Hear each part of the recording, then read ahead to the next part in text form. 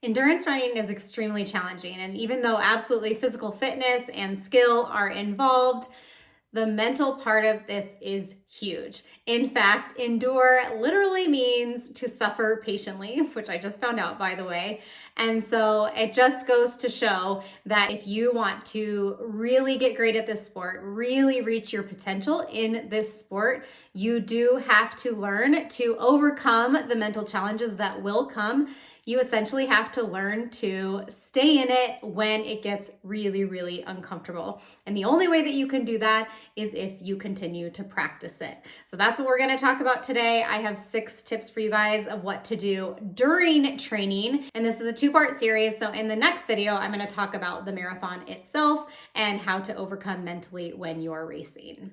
So the first one is that you need to get out for that run even when you are not motivated, even when you don't want to. So I'm even talking about those types of runs where you wake up and you didn't sleep well, you're feeling a little bit under the weather, you just don't plain feel like running. Like those are the times that are really going to train you well mentally for when it comes to race day. And you don't get to choose how you're feeling on that day. You don't get to choose what the elements are. So the more that you can get out there on those worst days, your hard days, the more prepared you're going to be on race day to overcome those same feelings and be ready for anything.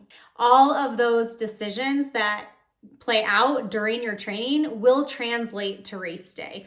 And so if you are constantly teaching your mind that it's okay to back out when you don't want to do something or when you're feeling unmotivated, then that's just going to show up on race day even more so, that you just become in this habit of backing out of things and backing out when it gets hard. And we're going to talk about more of that suffering in the moment, but this absolutely counts. Number 2 is find your absolute edge in workouts. Now, not every workout that you do should be these types of workouts that some people refer to as going to the well or push you to your absolute maximum. But I firmly believe that you should have at least a few of these within your training block that really get you to that edge of where everything is saying stop in your body. Everything hurts. You feel like you're gonna die if you don't stop, and you are able to push past that, because when you do so, you show yourself what you're truly capable of, that you realize you are a lot stronger than you think that you are. Now, these workouts are probably not going to be the same one for everyone. They're the ones that when you look at coming up on your schedule, they make you really nervous or scared. They give you those kind of yucky feelings seeing them, or they feel terrible or awful in the moment, like you hate them and you want them to be over. Those are the types of workouts that I'm talking about. For me, it's probably anything on the track, but I know that there are other people who really dislike the longer steady state stuff where they don't get to have any breaks. And so it's going to be different for you. So making sure that you have those types of runs on your schedule that you do not want to do, that you hate, that you know are going to physically cause suffering, you want to make sure that you have at least a few of those on your schedule, because that's what race day is going to feel like when you are truly racing. You are going to your absolute maximum, so you have to practice mentally working through that.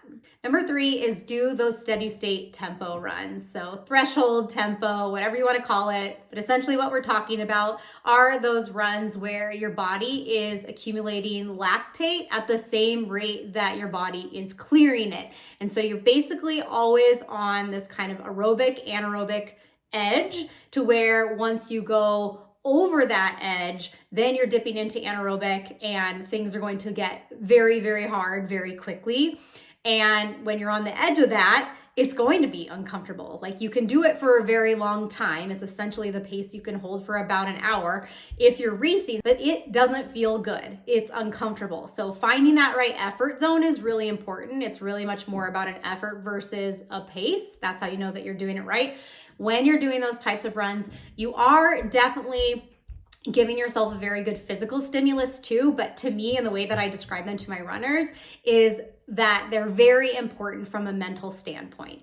And this is because, let's say you have a 20-minute tempo on your run. It's 20 minutes at this pace or this effort that you know is going to be hard for you. It's not going to feel good. You're in this uncomfortable space for a very long time.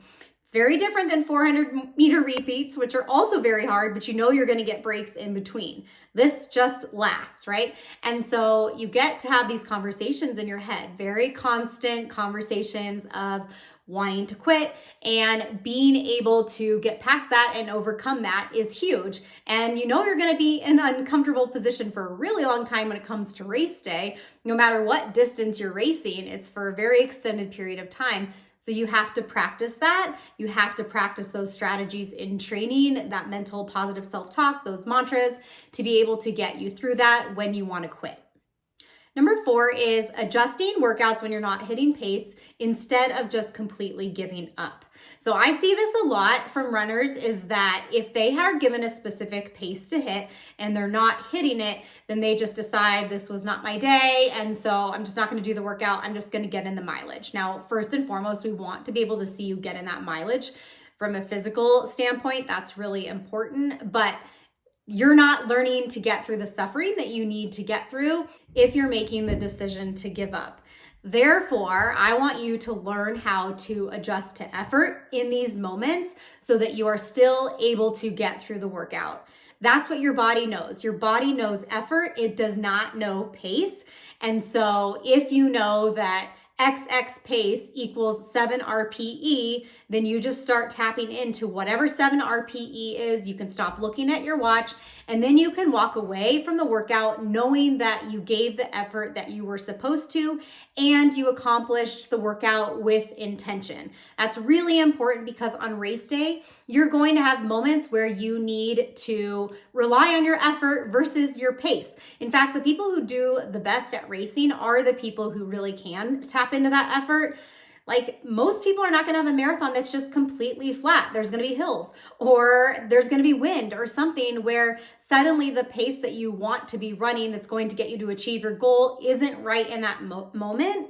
And you need to fall back on effort. So when you can learn to adjust to effort in these workouts where you're maybe not accomplishing the pace that you need to, it's only going to help prepare you for race day in more ways than one. Number 5 is learn to focus on present moment. So we as humans are usually thinking a lot about the past, how that has led us to the present, and what's going to happen in the future. And we do a lot of worrying about what's going to happen in the future. Now, we can't just completely say none of that's going to happen. And in some cases, it is good to prepare for the worst, which we will talk about in the next video. But when we're talking about from a workout standpoint, like, you can spend a lot of time worrying about the workout and that's not going to do you really any good. You can say to yourself, it's going to be painful, and know that that's coming. That's a good thing. But if you're really just hyper worried about it, that's not going to help you in any way. And when you also are thinking about, well, what happens if I can't hit this workout? Also not helpful. So if you can really practice being present in the moment, and this really comes into play when we're talking about a type of workout that, let's say, has 8 intervals or something.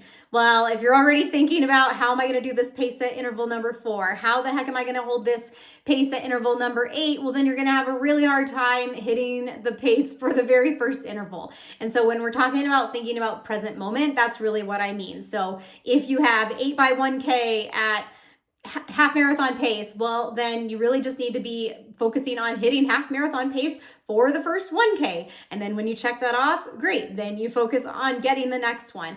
Because when you get to race day, if you're worried about what happened in the past to the lead up to the now, you can't change that. And if you're constantly being worried about what's coming, then you're not going to do your best in that moment. And the reality is you don't know how you're going to feel later in the race.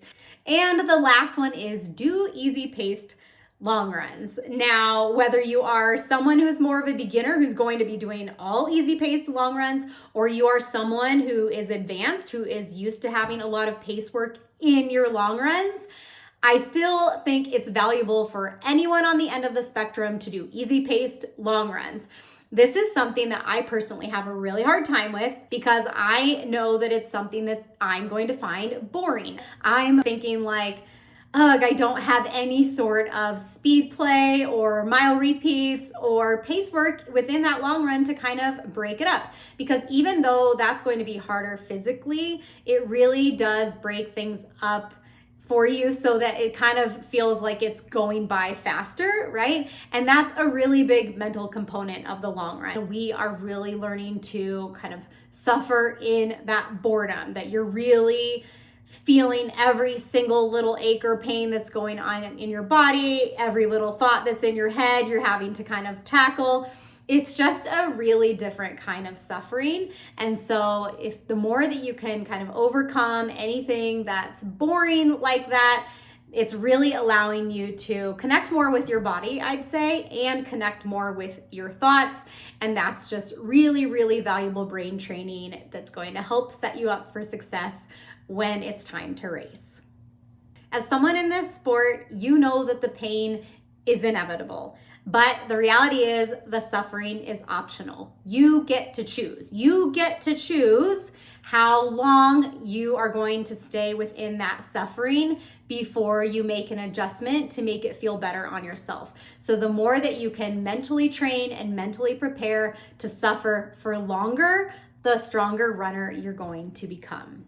In the next video, I'll be discussing how to mentally overcome the marathon. So make sure that you check that one out next. Thanks for joining me, guys, and I'll catch you in the next video.